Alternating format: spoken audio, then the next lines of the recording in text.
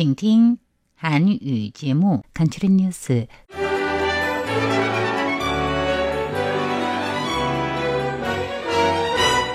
(7월 23일) 수요일 간추린 뉴스 헤드라인입니다. 선출직 공직자 1차 파면 투표를 사흘 앞두고 파면 찬반의 양 진영에서 각각 파면 동의와 부동의를 독려하는 헤드라이너 영상을 오늘 공개하며 마지막 공방전을 벌였습니다. 일본 연구 타이완 학자는 이번 일본 상임원 선거와 관련해 일본인 퍼스트 구호와 미국 마가의 영향은 다르다고 분석했습니다. 중공의 문공무역에 대응하며 비대칭 전력을 강화하기 위해 국방부는 2년 내에 4만 8천여 대의 5개 종류 무인기를 구매할 예정임을 공고했습니다. 세계 여권 지수에서 타이완은 33위, 싱가포르가 1위, 한국과 일본은 공동 2위를 차지했습니다. 소자녀화와 고령화의 충격으로 타이완 내에서는 구인난으로 일부 기업들은 입사 기준을 낮추거나 평균 임금을 10% 내지 20% 인상할 의향을 표한 것으로 조사에서 드러났습니다.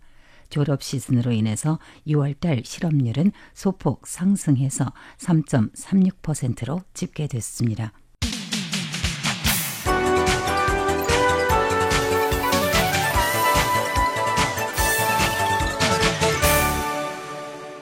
간추린 뉴스입니다. 한국 국민소환제와 유사한 중화민국 선거파면법 중에 파면법 권리 이행과 관련한 최신 투표가 이번 주말 7월 26일 진행됩니다.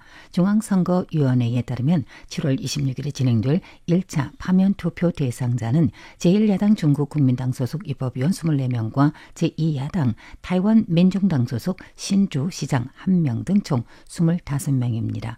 대파면 운동과 캠페인을 펼치고 있는 영상사업 종사자들이 발기한 사회단체 타이완 액션 국민파면 영상계획은 지난 3월부터 오늘 7월 23일까지 국민 1호에서 국민 19호란 이름의 21개의 파면 캠페인 영상을 발표했고 오늘은 투표일 전 마지막으로 타이완은 세계를 위해서 중국에 대항한다는 취지의 영상을 헤드라이너로 내놨습니다.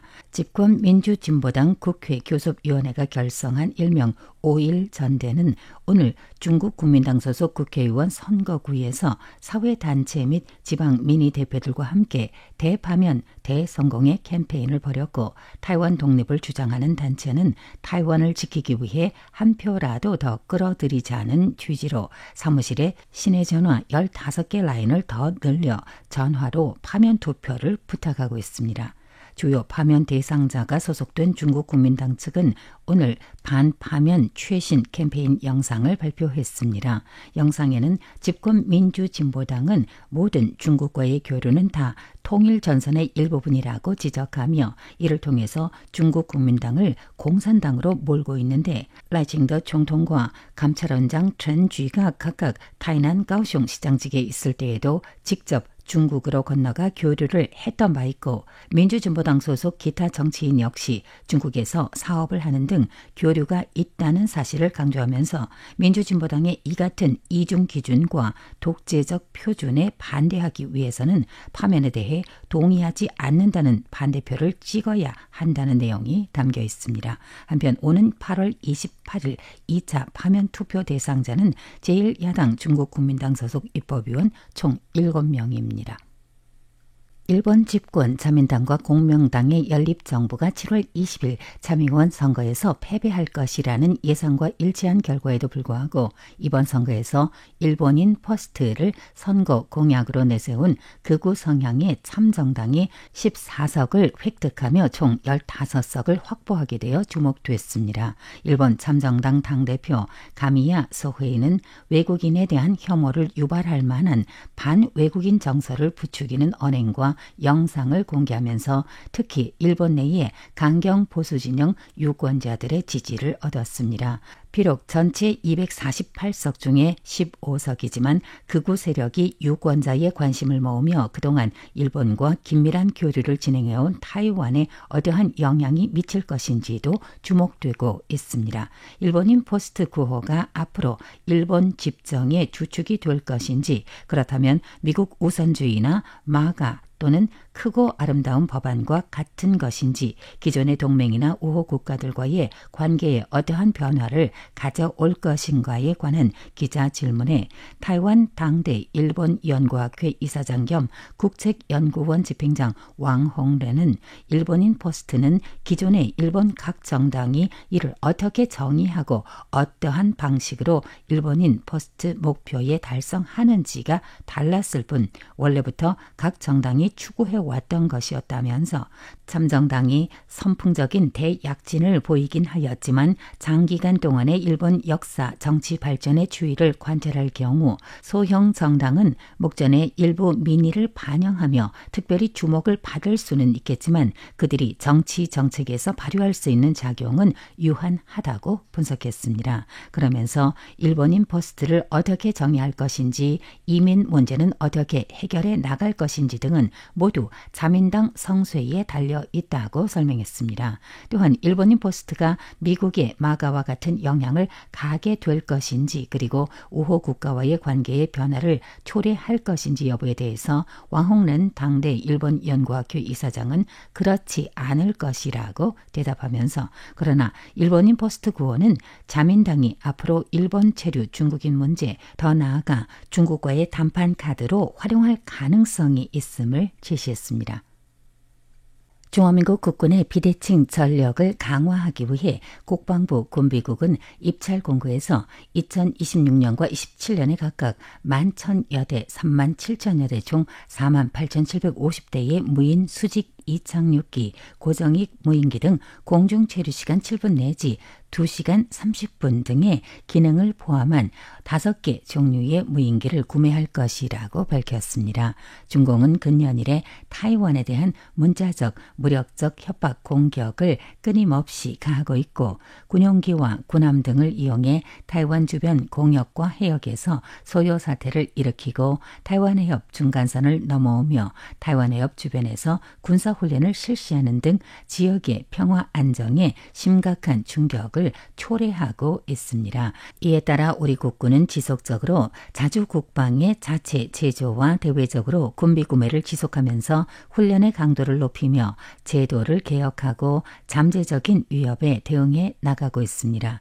국방부 군비국이 공개한 자료에 따르면 각종 유형의 무인기는 반드시 국내에서 생산 조립을 해야 하고, 부품에 있어서 중국 제품의 사용은 금지하는 동시에 국내 생산 부품을 우선적으로 채용하고, 중국 대륙 지역의 제조업자나 제3지의 공장에 중국 자본이 포함된 업자들의 참여를 금지한다고 지적했습니다.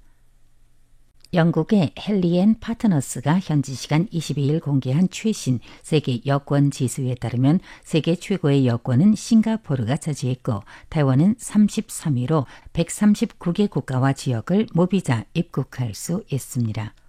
런던에 본부를 둔 헨리 & 파트너스에서 실시하는 세계 최고의 여권을 가늠하는 헨리 & 파트너스 지수는 국제항공운수협회의 단독 자료를 토대로 전 세계 227개 국가와 지역의 글로벌 자유도를 추적하며 여권 지수를 작성하고 있습니다. 최신 발표 지수에 따르면 싱가포르는 193개 국가를 여행 목적지로 무비자 입국이 가능하여 1위에 올랐고, 한국과 일본은 각각 190개 목적지 무비자 통과로 공동 2위에 올랐습니다. 이외에 상위권은 유럽 국가들로 덴마크, 핀란드, 프랑스, 독일, 아일랜드, 이탈리아, 스페인 등 7개 유럽연합의 국가들은 공동 3위를 오스트리아, 벨기에, 룩셈부르크, 네덜란드, 노르웨이, 포르투갈, 스웨덴은 공동 4위, 그리스, 스위스, 뉴질랜드는 공동 5위에 올랐습니다. 공동 3위는 189개 국가, 공동 4위는 188개, 공동 5위는 187개 국가를 목적지로 무비자 입국할 수 있습니다.台湾은 총 139개 국가와 지역을 무비자로 입국할 수 있어서 33위에 올랐고 홍콩은 17위, 마카오 31위, 중국은 83개 목적지를 입국할 수 있는 60위 등의 순입니다. 전반적인 저출산으로 인한 소자녀화 및 고령화로 인해서 타이완 노동시장에 충격을 가하고 있습니다. 한 민간 인력은행이 오늘 7월 23일 발표한 조사 보고에 따르면 84.3%의 기업은 인력이 부족하다고 밝혔고 인재 영입을 위해서 임금 10% 내지 20%까지 인상할 의향이 있으며 이외에 60%의 기업은 입사 합격 기준을 낮추겠다고 밝혔습니다. 이 조사는 구직 네트워크가 1377개의 회원과 1055개의 기업에서 얻은 유효 설문지를 종합 분석하여 발표한 것입니다. 또 매년 6월은 대학교 졸업 시즌입니다. 이에 따라서 노동시장 취업 및 실업률에도 영향을 가하고 있습니다. 행정원 주계총처는 오늘 7월 23일 6월분 실업률을 발표했습니다. 자료에 따르면 6월달台湾의 실업률은 3.36%로 월 증가율은 0.06%포인트입니다. 주계총처 관계자는 오늘 발표에서 6월분 실업인구는 40만 4천 명으로 8천 명의 월 증가를 보였고 이는 올해 졸업생들이 이때 취업시장에 뛰어든 것 외에도 여름방학 아르바이트 학생들이 구직에 나섰기 때문이라고 분석했습니다. 이상으로 건칠인 뉴스 마칩니다. 진행의 백점입니다.